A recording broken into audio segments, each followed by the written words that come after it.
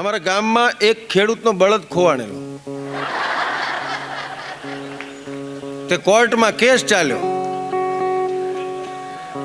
એક ખેડૂત કે આ બળદ મારો છે, બીજો ખેડૂત કે આ બળદ મારો છે. બોલો જજ સાહેબને નિર્ણય કેમ કરવાનો?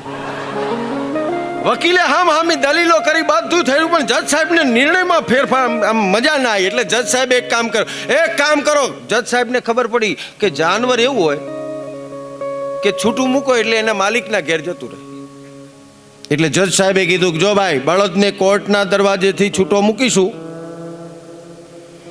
જેનો હશે એના ઘરે જશે. હવે જેનો નતો એને તો ખબર હતી કે આપણા ઘરે નથી આવવાનું, એટલે એને તરત જ વિરોધ કર્યો. એ કે સાહેબ તો આ નિર્ણય બળદીએ લીધો કહેવાય. આમાં